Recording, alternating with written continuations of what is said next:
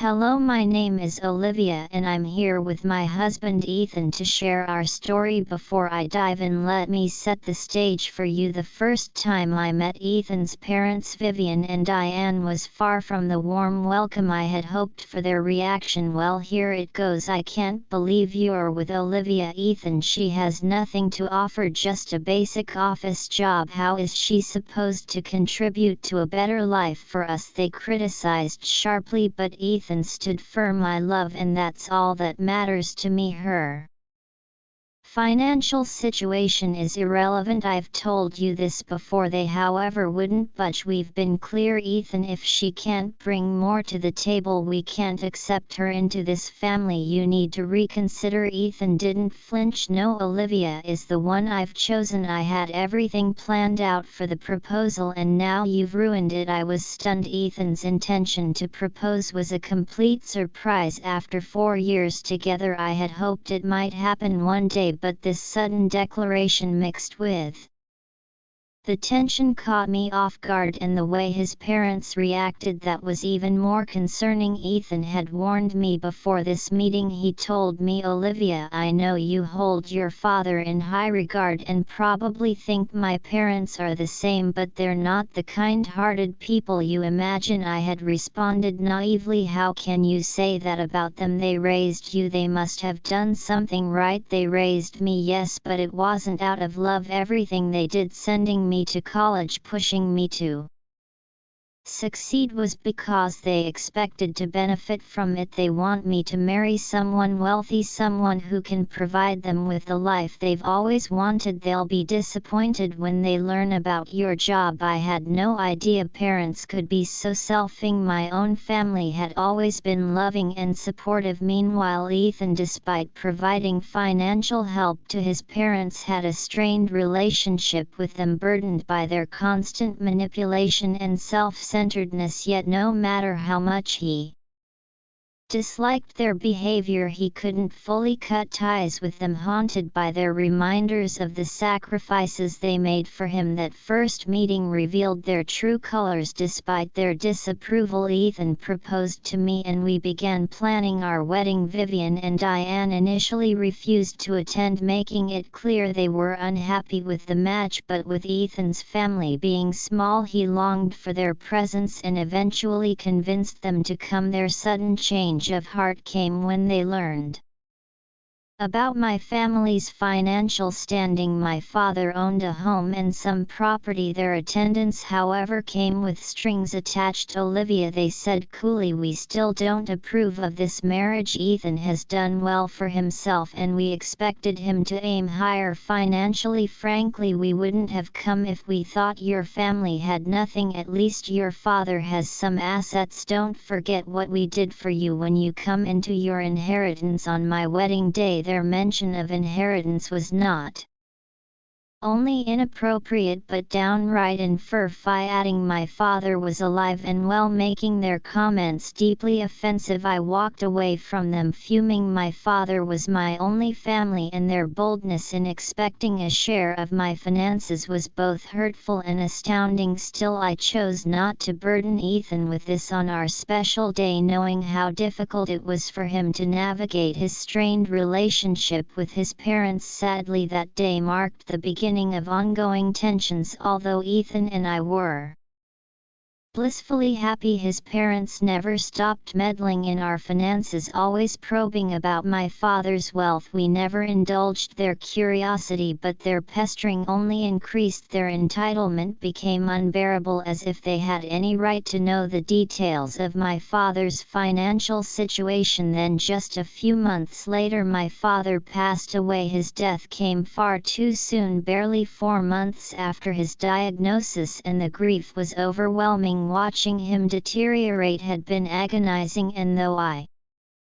Knew the end was inevitable, nothing prepared for the finality of losing him throughout it all. Ethan was my rock. He stood by me during the funeral arrangements, traveling with me to my father's hometown to help with everything. But even in the midst of my grief, Vivian and Diane's insensitivity knew no bounds. They bombarded me with intrusive calls and messages, all asking about the inheritance and funeral costs. Ethan and I were appalled by their lack of compassion, but we decided to hold off on confronting them until after the funeral, not wanting to add more stress during such a difficult time. However, as soon as we returned home, Vivian and Diane wasted no time. They barged into our lives again, eager to press us for details. Now that the funeral's over, Diane began, "We're dying to know, did your father leave you the house? He must have, right?" I was stunned by her audacity. "Why on earth would my inheritance be any of your concern?" I shot back,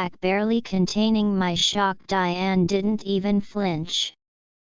"Oh come on Olivia, since Ethan chose you, we've always been curious with your average job and looks. We figured there had to be some financial reason. We thought it must be the money." Ethan immediately stepped in, furious. "How dare you say that? I've told you time and again that I married Olivia for love, not money. You need to respect that." But Diane pressed on undeterred. "We're just asking Ethan if she has money. It's a relief, honestly. Knowing you married someone with assets would be a comfort. It'd be nice to know you've secured something for our future." Their priorities were clear, and their total lack of decency was astonishing. To their own son, of marrying for money, especially at such a painful time, was beyond appalling. How Ethan emerged as kind-hearted as he is from such selfish people was a mystery to me. "Enough with the games, Olivia," Vivian chimed in. "We've been waiting to hear about the inheritance. Your father must have left something substantial. What about the house? We could use it. You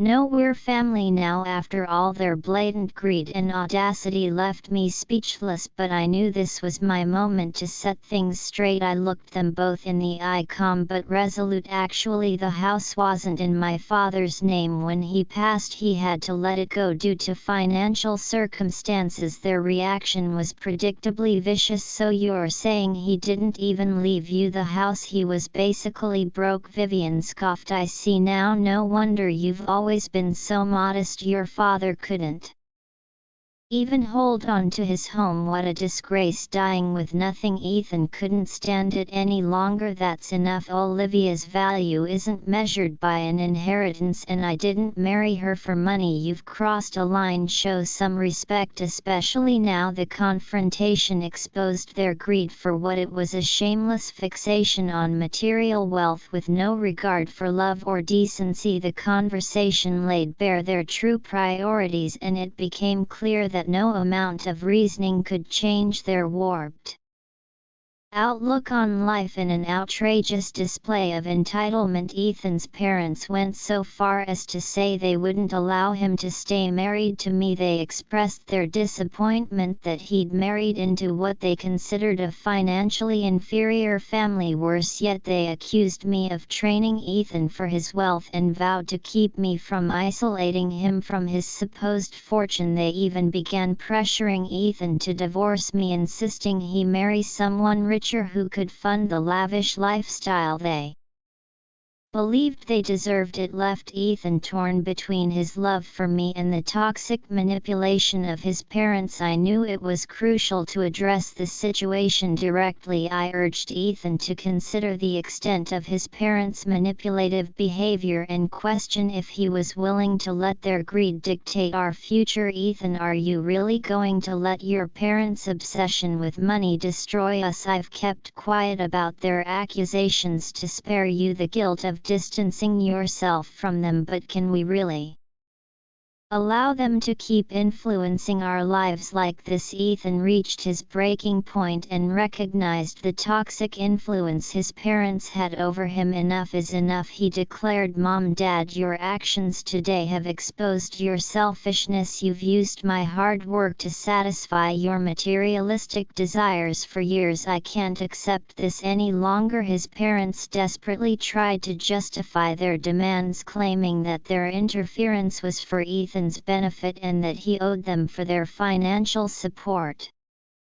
Over the years they even suggested he should divorce me and find a wealthier partner, promising their help to avoid further mistakes. However, Ethan remained resolute, refusing to end our marriage based on financial considerations. I'm not divorcing Olivia just because she didn't receive an inheritance. I'm tired of being manipulated by your greed. From now on you are no longer part of my life, he affirmed, choosing our love and integrity over their materialistic demands. Vivian and Diane, facing our decision, vehemently opposed Ethan's choice to stay married to me. They warned him of imagined dire consequences, doubting my worth and predicting my betrayal would lead to his financial ruin. Amid their relentless criticism, I decided it was time to reveal my actual financial status, hoping this would not only silence them but also reaffirm Ethan's confidence in his choice. There's no need to worry, I said calmly. I'm not interested in Ethan's money. I have my own financial resources, more than enough to support both of us. Their skepticism was immediate. Stop pretending, Olivia, we're not fooled. We know you don't have the means, they retorted, convinced I was after Ethan's wealth out of desperation and deceit. To their astonishment, I clarified, actually I'm not in need. My bank account holds $65 million, a legacy from my father, not earned through my job but inherited directly. Their denial was instant. That's impossible. You said your father left nothing behind, they argued, convinced I was trying to deceive them. Yet Ethan signaled me to continue, fully aware of the truth. When I showed them my bank balance, their skepticism turned to shock. They couldn't believe their eyes and insisted, this can't be real, you must have falsified these records. They questioned the source of my wealth. Given my earlier statement about my father's assets, I had left out one detail. My father owned a large ranch where he lived. He sold the ranch and the house before his passing, giving me an early inheritance. He chose to enter hospice on his own terms, not wanting me to bear the financial burden of his care. Unlike you, he valued my well-being over his financial legacy. This revelation was meant to not only silence their greed but also highlight the stark difference in values between us and them, affirming our unity and resolve against their materialistic intrusions. Vivian and Diane were visibly shaken and skeptical, struggling to reconcile the reality with their preconceived notions. They turned to Ethan for confirmation, and once he affirmed my story, a brief silence followed. Then, as if on cue, their attitude shifted dramatically. They praised the situation, lamented their previous doubts, and expressed their newfound joy over my financial status. What wonderful news! We were so worried, but it turns out our son chose wisely. Olivia, you really should have shared about your wealth earlier, they effusively stated, trying to rewrite the narrative as if they had always supported us. Ethan's expression conveyed everything I needed to know. He was ready to confront the situation, and I trusted him to represent both of us. His frustration flared as he demanded an explanation from his parents, incredulous at their sudden shift from antagonists to would-be allies simply because money was now in the picture. How can you even think of acting like family now after everything you've said and done? He challenged them. Their defense was weak, claiming ignorance due to my supposed secrecy about my financial situation. We didn't know She was wealthy. Had we known, our reactions might have been different, they argued, hoping for a quick resolution and forgiveness. But Ethan was resolute, his decision unwavering. No, this is unforgivable. You've shown your true colors, prioritizing money over genuine concern and empathy. Right after Olivia's father's funeral, instead of offering support, you saw an opportunity to benefit yourselves. That's inexcusable, he continued, setting a firm boundary. Your actions today have shown that we need to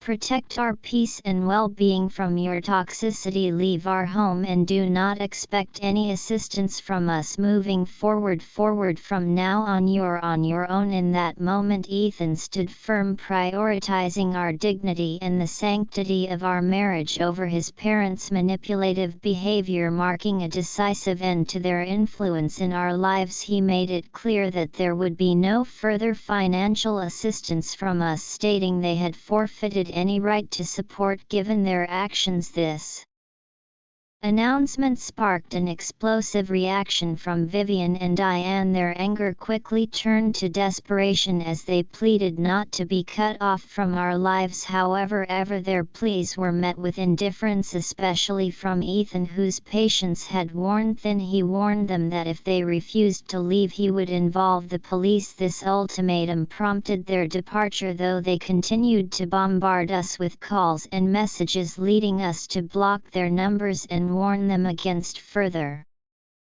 harassment under threat of legal action. In the days that followed, Ethan took charge of handling the fallout with his parents, giving me the space to mourn my father. I spent this time reflecting on the cherished moments we shared. My father's foresight and selflessness were evident in his decision to sell his property during I wouldn't be burdened, and even covering his hospice care with the proceeds, an ultimate act of parental love. Meanwhile, Ethan grappled with the loss of his family ties. Although it was a liberation from their toxicity, he faced criticism from some for his stance. However, sharing the full extent of their behavior turned public opinion against Vivian and Diane, leaving them isolated in their disgrace. Our efforts to cut contact, including changing the locks, continued as their attempts to reach out persisted, leading us to consider legal restraining orders as a final measure. Amidst these challenges, we received the joyful news of my pregnancy. While it is bittersweet that my father won't be here to share in this new chapter, the anticipation of welcoming our child has brought Ethan and me closer together, filling us with excitement and hope for the future. We look forward to embracing the joys of parenthood and cherishing every moment of this unexpected blessing.